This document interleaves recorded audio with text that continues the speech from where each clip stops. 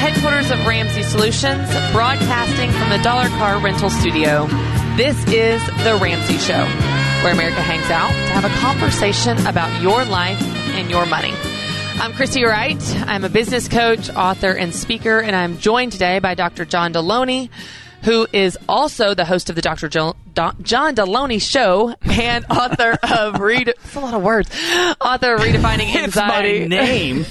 Dr. John. Lots of D's. I don't know. It's Friday at 3 o'clock. That's what's going on. We are taking your calls about your life, your money, your anxiety, your time management, whatever you want to talk about. We are here for you. Your ability to pronounce names. I'm going to practice after this. Are you? No. 888. Listen to this, America. Christy Wright. I learned that in grad school. 888-825-5225. Call with anything. With your questions. We are here for you. John Deloney, nailed it, has an event tonight called Money and Marriage, where he and Rachel Cruz are going to be helping you in your money and in your marriage. It's a live stream, a digital date night tonight at 7:30 Central Time. You can go to RamseySolutions.com to get your ticket, which brings me to a question I have for you, Dr. John Deloney.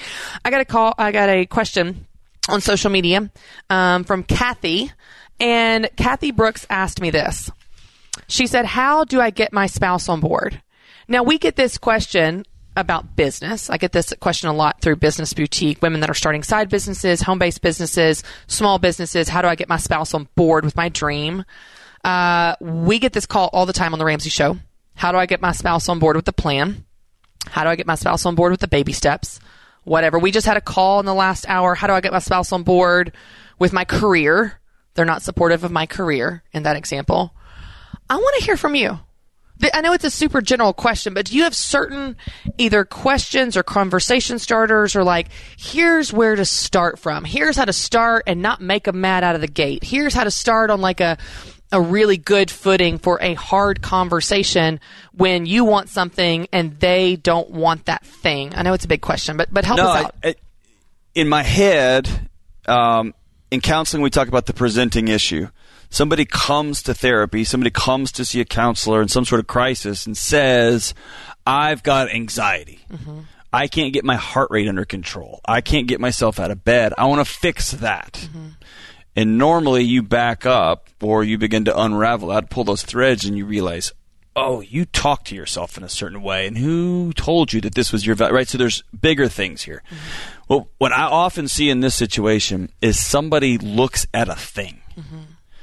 My husband won't get on board with what I want to do with my job, mm-hmm. or on this show especially, mm-hmm. I want to be debt free, and my husband says that's stupid. I'm not doing that.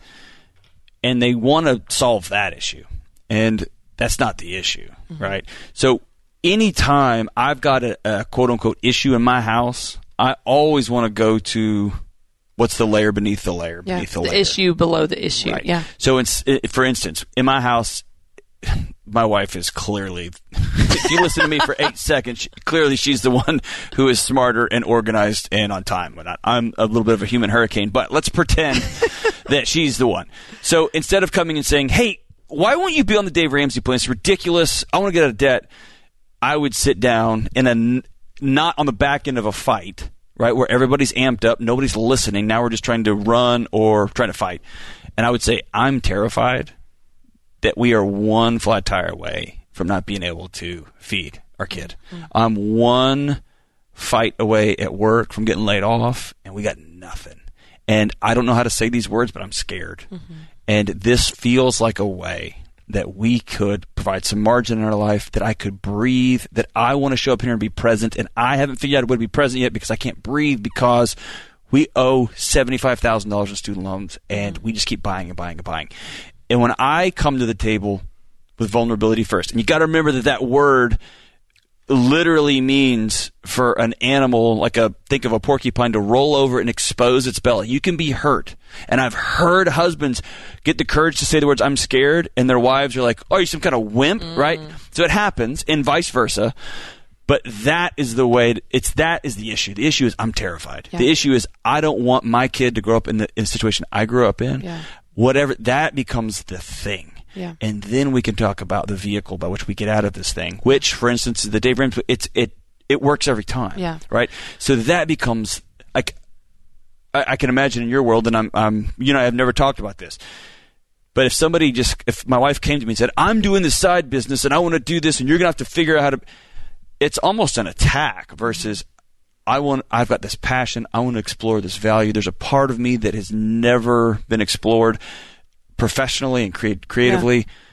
How could we make this work together? Yeah. Oh my gosh, I want to be all in on that. Right. And I think that's probably what happens in the relationships in the conversations more often than not, where one person is scared to approach it. Maybe you have a more dominant personality or whatever.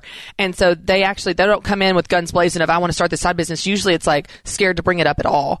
And I think that, putting some language to that, I love how you talked about fears, because if I can look back on any of Matt and I's discussions about things that we didn't agree on initially, or we had to work through it and it was not an easy decision, or whatever the thing was, where I thought it should be this and he thought it should be this. And we've had plenty of those, like every, marriage does. When we start to say, what are you afraid of? What does this represent to you? Then it's actually not about the decision at all. Whether we do this or that, spend this money or that, whatever it is, it's like, this represents this to me. Right. This makes me scared that this is going to happen. And if you can begin to address, well, here's how we could do this and that wouldn't happen, or here's how we could do this and this is not what that is, then it solves it, like you said, at the deeper issue. And it's amazing how many of our conflicts have been resolved by asking those questions around, this was what this represents to me, or this is what my fears are around this. Another thing I would say, just to give some language to the people listening right now that may feel like they don't have as much of a voice in the marriage, or they're the ones that they feel like, I'm scared to bring this up. Sometimes your spouse isn't supportive, not because they don't want to be, but because you have not made it clear that this is important to you. And so just those words, this is important to me, right? Whether it's this business, this money plan, whatever. It's not to say that that's going to be all of a sudden that's just an ace, that's just the trump card that all of a sudden they're going to be on board. But it should, if they are a good spouse, if they are, love you and value, they should lean in. Right. If Matt comes to me and says, this is important to me, I am all ears. Yeah. I'm a different level of engaged and paying attention and trying to find how we can solution this thing that is important to the person I love most. In that line at the end of an hour-and-a-half discussion, an hour after everybody usually goes to bed, and somebody's crying and somebody's yelling, that yelled, this is important to me, is not helpful. No. That is I want to go out to breakfast. I want to go to dinner and talk about something that's really important to me, right? And here's the hard truth of these conversations. You have to have an or what statement. I want to have another kid. I want to get out of debt. You better have in your back pocket an or what. Like, are you going to leave? Was that what you're really going to do? Or are you going to be in this marriage no matter what? You've got to be prepared for that or what statement. That's hard. It's good. This is The Ramsey Show.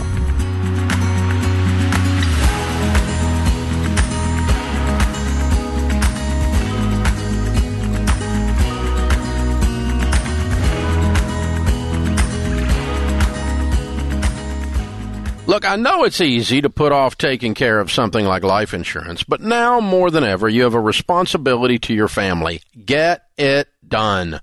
Term life rates have recently dropped, and it's actually easier to get coverage now, with many companies offering to skip the medical exams. If you don't have life insurance, or not enough, you need to step up, take care of this, and let the team at Zander Insurance help. Go to Zander.com or call 800-356-4282.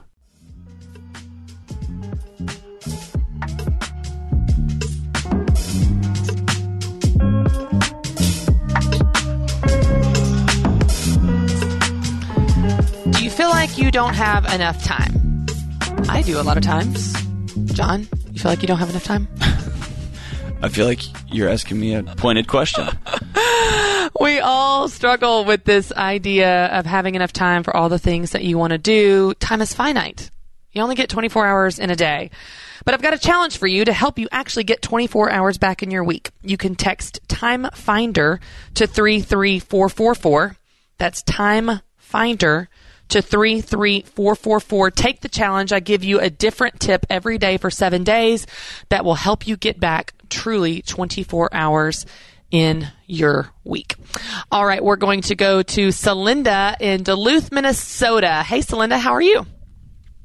I'm doing fine. How are you? Good. How can John and I help today? I was just wondering, how do you know when is a good time to sell a business? Well, tell me what's going on. Tell me what your business is and why you want to sell. Well, I have an e-commerce business, and I've heard two rumors that e-commerce businesses are selling for a higher price right now because of the boom. And then also with an inflation and stuff, I'm afraid that maybe the business will start going down and lose value. So kind of wondering if that's a good reason to consider selling or not. Okay. Well, how long have you had this business? For 3 years. Okay. What's your net profit annual? About $250,000. Okay. Do you like this job? Or That depends on the day. did you create this business with the intention of selling it? Yes, that is the intention. Okay. It's kind of to help fund the retirement someday when we sell it. Gotcha. Do you have offers on the table? No, and we haven't listed or anything. It's just my husband and I are considering whether we should or not. Yeah. How old are you? I'm 39. Well, here's what's interesting about selling your business, Celinda, and this is something that you can think about for yourself. I certainly can't tell you, but there's two major factors in selling your business. Timing is not one of them, in my opinion. I mean, it is a factor, but it's not a major factor. The major factors would be the financial, right? Like, what are you going to make off of this sale? The other one that I would consider a major factor when you're a business owner, this is your baby, you built this thing up, is the emotional aspect of it. How you will feel when it's gone, how you will feel when someone else is running it. You may feel incredible relief, like, yes, oh my gosh, I can't wait. And you may be like, I'm kind of sad. I wasn't quite ready yet. I jumped the gun because I thought the timing was good or whatever. There's an aspect of looking at timing that is wise, but I never want people to make a major decision like that, and that's a major decision, with a scarcity mindset. Like, you can't sell it in 3 years or you can't sell it in 5 years. Hypothetically, if you do it right, the value should only go up and you can sell it for more later. So I'm not opposed to you selling it now. I just don't think you have to sell it now. I don't want you to make the decision to sell it now out of fear because you think that you're not going to get as much or more later, because I don't think that's true. Does that make sense?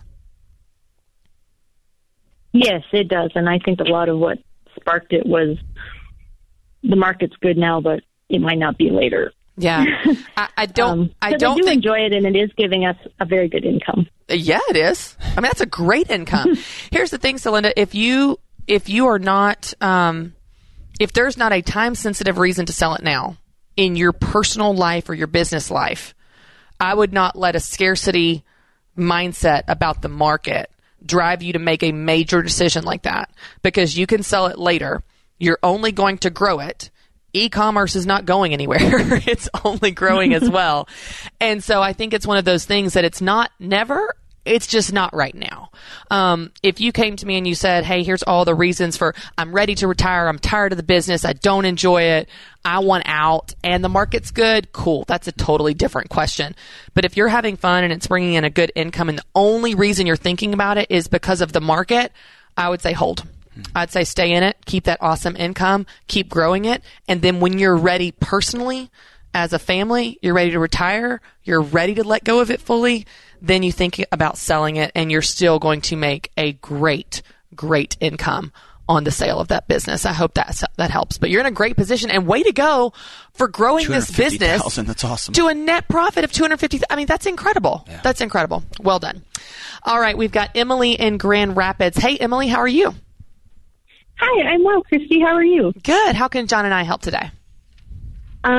Short version. Sorry, I'm kind of nervous. No, you're great. We're nervous too. Go ahead. Okay, cool. And I was just listening to you down on YouTube, so this is even weirder to hear you on YouTube. This whole thing is weird. He's everywhere. Go ahead. Wild. So, okay. So my husband and I are in baby steps 4 and 6. We don't have kids. We've been in our career path for more than 10 years, and we both hate it and want to do something else. and an opportunity has come for us to move across the country to take a completely different job, and I'm wondering if this is a fun opportunity and adventure that we should jump on, or if it's just foolish and impulsive and we should be more thoughtful about picking up and leaving. What's the opportunity? So my brother lives in West Virginia, and he works for a natural gas company on the pipeline, and he can get my brother a job down there. So my brother's been wanting us to move to West Virginia for the last year, and now a job came up, and he's like, when are you moving? Are you going to apply? When are you moving? When are you going to do it? So now it's like, we'd have a job. Should we do it? Or is it just too impulsive to up and leave and quit our jobs? And I've never lived more than an hour from my hometown, and I'm all nervous, but also this sounds like a good push to do something else. And if we hate it, we can always move back. If you hate it, you're in the jobs you are in right now, you hate. What do you do now? Yeah. I am a clinical microbiologist. So I grow fungus and tuberculosis and herpes and anything else that comes out of you or off of you. Or That's crazy. You're really smart. Nah. That is really cool. So here's the rationale my wife and I just used. We lived in Texas every day of our life, and then we got this opportunity to come work at an extraordinary world-class university here in Nashville. And we use the exact same thing that you just said. What's it? If we come out here and it's a bust and it's a disaster, we can just move back. And we both find something else. We both have skills, and we were fortunate that we didn't hate where we were. You've got that added pressure. You've got the right spirit behind this, which is if we go to West Virginia and it's a disaster, you can grow herpes. I don't even know what that means. You can grow fungus, right? Surely you can. There's other places you can grow that. So you've got a set of transferable skills. You've got a million different things you can do. And Christy's right. You hate where you are now. And so you've got a great job. You've got family connections when you get there. If it's not going to be a toxic, nonsensical environment, here's the thing. I'm all for it. And so do the wild thing, the sensible, crazy thing, if that makes sense. And I love your heart behind it. This isn't a forever thing. Give yourself 2 to 3 to 4 years. Go for it. And then if it's a disaster, move. Here's the thing about you. It won't be a disaster. It'll be great. And there'll be parts about it that are hard. And there'll be parts about it that you never experienced and you loved. And you'll be lonely and you'll find new friends. And all of it will be challenging and exciting. It's just going to be, is that what you want to keep doing, right? Yeah. Yeah. Well, we put so much existential pressure on these things that just doesn't need to be there. Right. Well, and it seems like all the variables you should consider line up to move.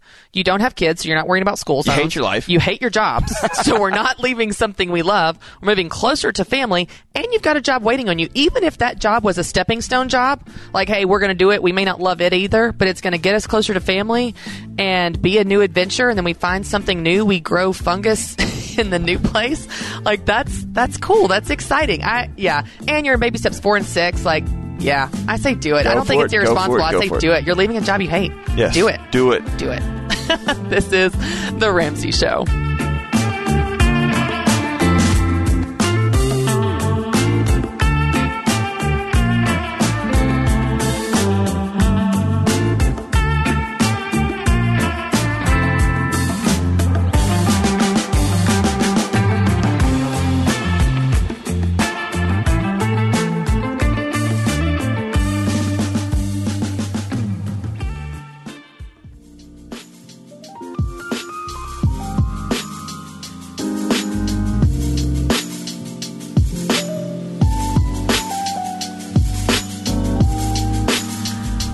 Insurance companies love to play the game where they see just how high they can jack up your rates for no reason. Real fun, right?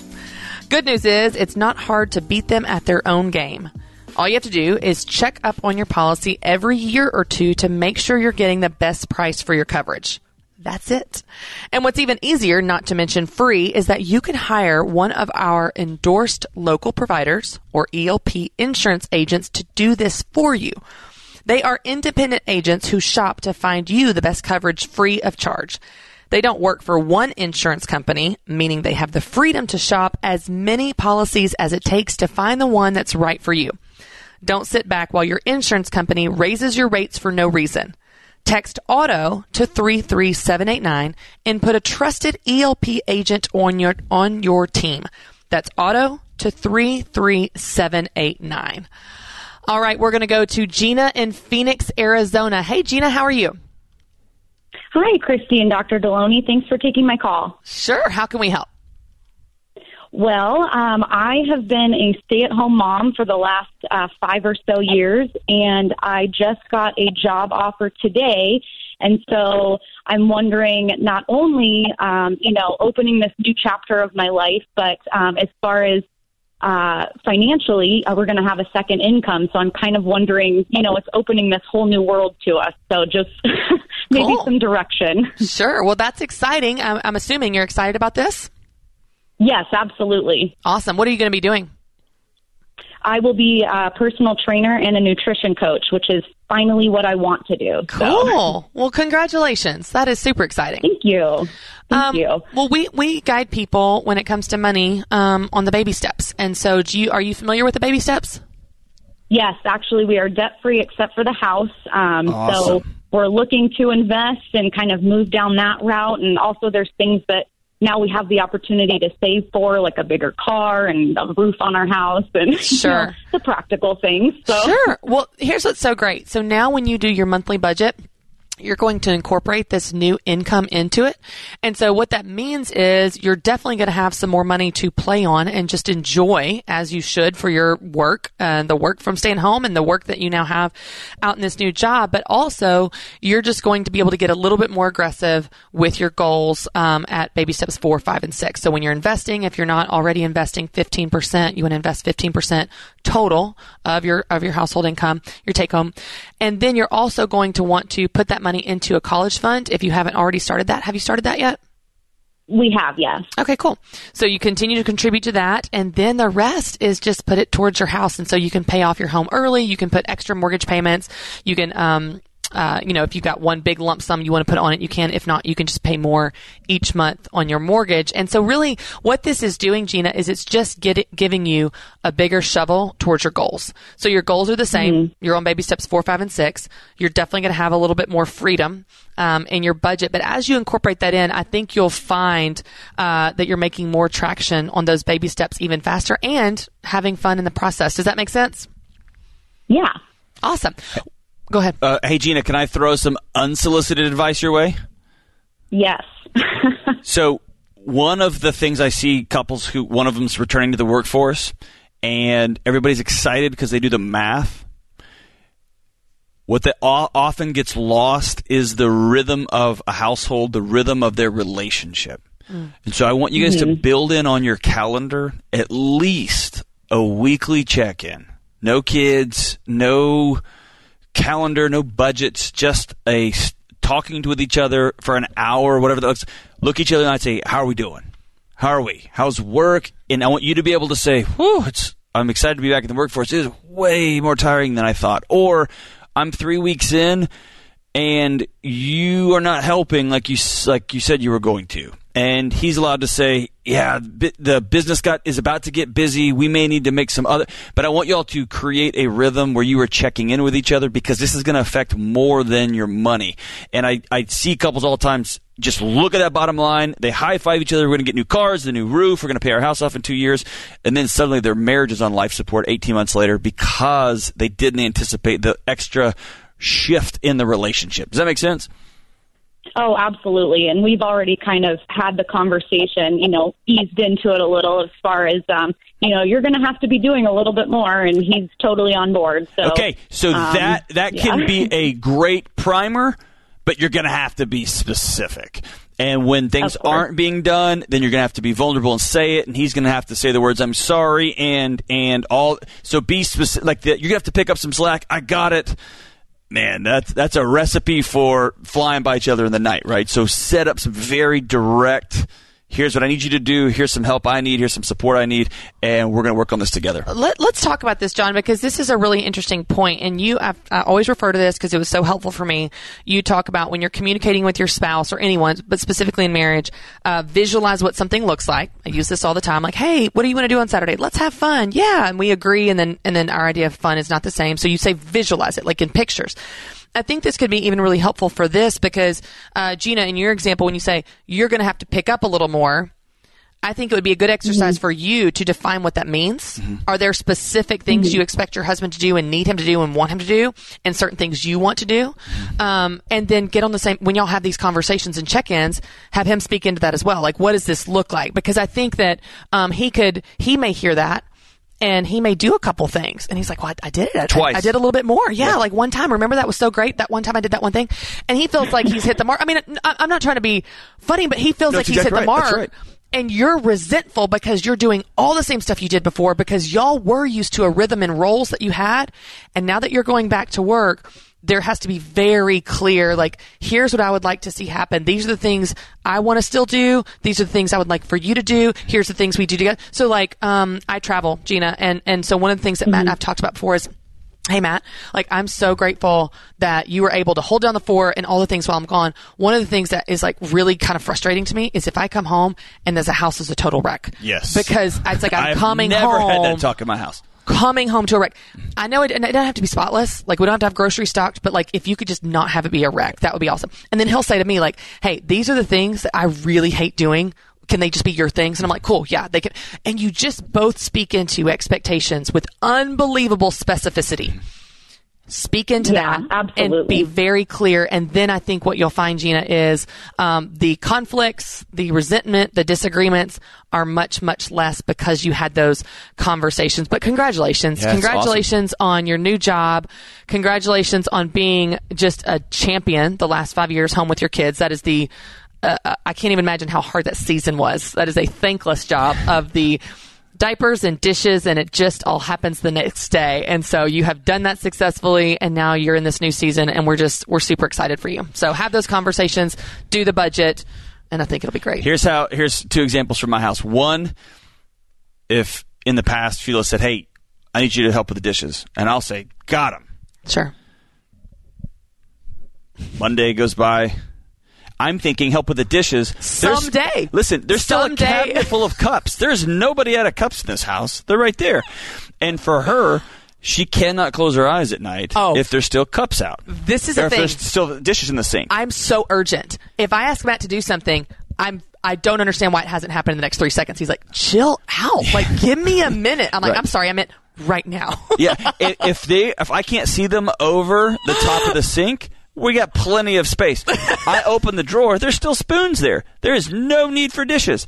And if there's spoons in, right? And so it's about that specificity. Be so clear. And then here's the other thing. So this comes a lot with intimacy. Like when you're first dating, you're first married, you're just infatuated with each other. You're all over each other.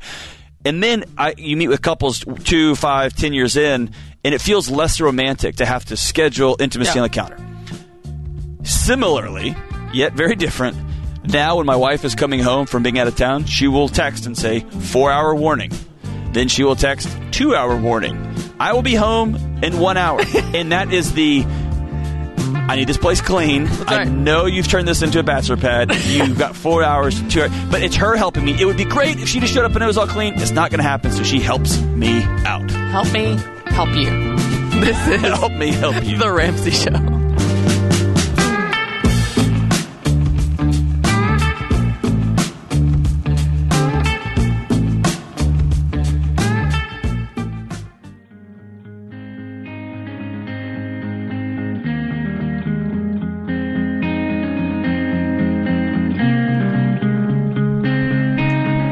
Our scripture of the day is 1 Thessalonians 5:18. Give thanks in all circumstances, for this is God's will for you in Christ Jesus.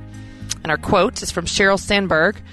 You will be defined not just by what you achieve, but by how you survive.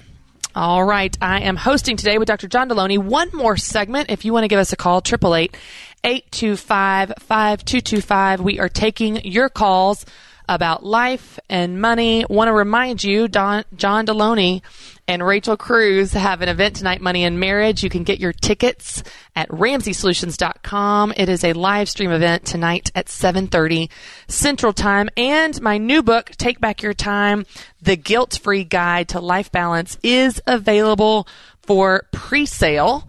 And you can get your copy at RamseySolutions.com.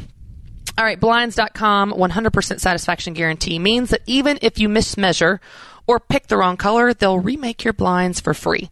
You get free samples, free shipping, and with the new promo codes they run every month, you'll save even more. Use the promo code Ramsey to get the best deal. Rules and restrictions apply. Today's question comes from Pam in New Jersey. My 2 sisters and I will eventually inherit a sizable estate that includes not only investments, but real estate. One sister and I do not see eye to eye on most areas, especially money. How do I avoid confrontation or deal with high emotions when it comes to this sort of inheritance? John Deloney. This is your specialty. Yeah. Avoid confrontation. Well, that seems like that's not possible in this situation. You're not going to avoid confrontation. Or high emotions. You're not going to avoid high emotions. You're going to have to be highly intentional way, way upstream. So you say eventually inherit. And so these questions are always hard because I want to know a little bit more information. You want more information. I want to know, is the person you're inheriting this from able to sit down and dictate what's going to happen now? Are they incapacitated and suddenly are having to come to terms with the fact that we're about to inherit this stuff? There's 2 things you can do here. Number 1, you can go with your sister. Me and my brother did this. We went out one night and we spent a long night together just saying, I was leaving Texas. And I looked at him, he lives in the same town as my parents, and said, I'm out. I'm the older brother here. I want to make sure we're on the same page. And he was so thoughtful and had so much thought out that I hadn't planned for. And I mean, it was just such a gift to hear what an amazing man my little brother was. He's a little brother. He's in his, he's old now. But we sat down and had a heart-to-heart about it. And so I would recommend, Pam, just so you can sleep at night, to go out and say, we're going to inherit this. We know that we do money differently. How are we going to approach this? Here's what this is going to look like.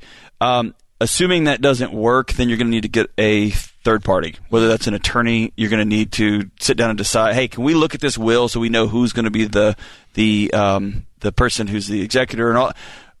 Do as much of that upstream as you can. You are right. Once somebody dies and there are checks and zeros in real estate, it is a free-for-all. It's emotional. It's a disaster. So the more the stuff you can handle upstream, the better.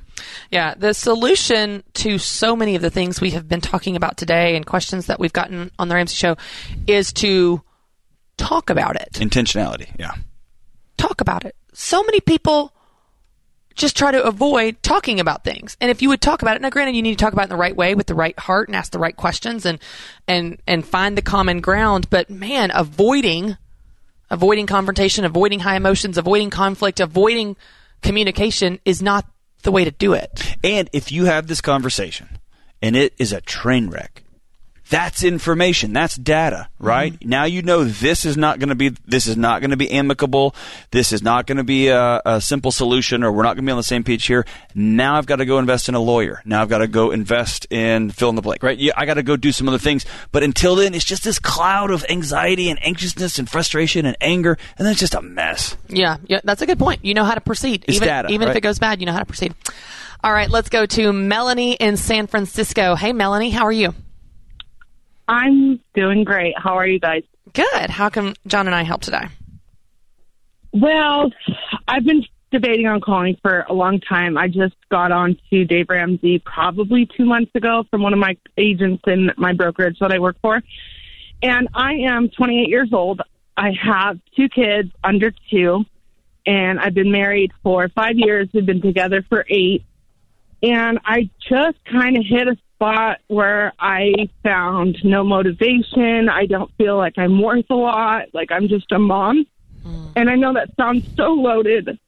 I struggle with anxiety a lot, and I've been struggling lately with self-doubt. And being a new realtor with nothing under my belt, it's hard to get out there to get your first listing or get your first buyer. And I've been doing this I got my license in October, and I had my son a week later. So I've been really doing this for maybe 7 months, like all the time. And I just don't know if it's right for me. I don't know. I go back to, this is what I worked so hard for. I went to school. I paid this off. It's all ready. But it's the self-doubt that gets me. My husband I love him to death, and I'll spend the rest of my life defending him. But he just has no goals. He has no aspirations.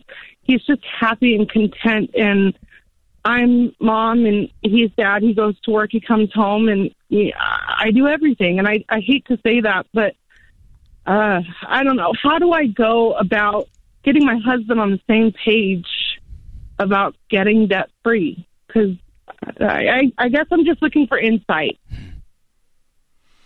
Yeah, Melanie, first of all, it's funny, even on the break, John and I were talking, and I was talking about just in Matt and I's journey, we had 2 kids a year and a half apart, and I remember that year. I remember that year, hard. Melanie. Like it's the hardest thing I've ever done. Yes, it is. It about broke us, and I hear it in your voice. My husband and I are at right now, and I talked to him the other day. I broke, and I said I'm not happy. Something needs to change. I'm not happy, and I was such a fun, outgoing, social butterfly. I would talk to anybody, and now I'd rather just stay home, with my kids. And I don't know. Maybe I'm wrong for calling. I don't know. No, you're not at all. I'm so glad you called. I want John to take this. This is his specialty, but I just want to encourage you one thing, because I was literally just in your shoes a few years ago, and I know everybody says it, Melanie, but it's true. This is a season. This is where you are. This is not who you are. Your season does not define you. You are in a season of little kids that are absolutely consuming. You are exhausted. Mm-hmm. That is where you are. That is not who you are. And I promise you, it will get easier. John can take this from the anxiety and the self-doubt angle, but I'm just saying with the little kids, like, I hear it in your voice. I was you, and I swear as I sit here today, it does get easier. You are still that fun girl, and you will go out and be fun again. You are just in a season that is exhausting, and I promise you it will get easier. I can take all of the clinical expertise on planet Earth, and none of that matters like hearing from a mom who's just been there. My husband and I also, too, I don't like talking about it because I don't want anybody to feel pity for me, because I don't want any pity. We lost our son at 41 weeks during delivery 4 years ago. And since that moment happened, we just kind of coexist.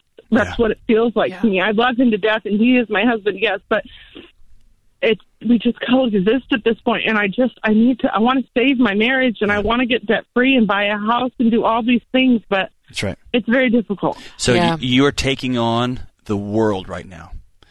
And it's like your boat is sinking, and you're also thinking about a mortgage, and you're thinking about where your kids are going to go to college. And right now, you've got to get to shore. Okay? You are exhausted. And that's focus number 1. So I want you to get some time with your husband. Y'all get away and find somebody to come sit with you, with your little kids. You can get 48 hours, and I want you just to be with each other. Christy's right. This conversation, who we're going to become and what we're going to be and all that, your body's going to become yours again. Your heart's going to become yours again. Your mind will become yours again. And then you will have a season where you have solid ground. You can work on your marriage. That's not today. Today is about survival. You got this. And we'll be praying for you, Melanie. Stay on the line. Kelly will give you a ticket tonight if you want to view it tonight or anytime later, just to encourage you and give you that kickstart to have that conversation. I want to thank producer James Childs, Kelly Daniel. Hey, it's Kelly, associate producer and phone screener for The Ramsey Show. If you would like to do your debt-free scream live on the show, make sure you visit theramseyshow.com and register. We would love for you to come to Nashville and tell Dave your story.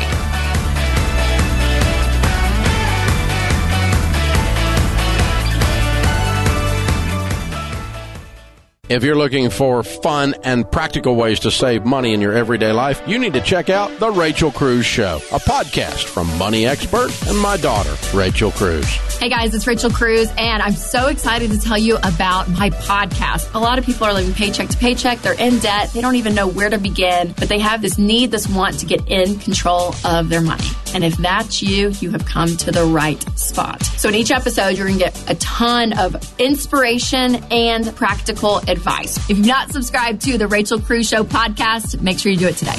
Hear more from the Ramsey Network, including the Rachel Cruze Show, wherever you listen to podcasts. Hey, it's James, producer of The Ramsey Show. This episode is over, but check the episode notes for links to products and services you heard about during this episode. Thanks for listening.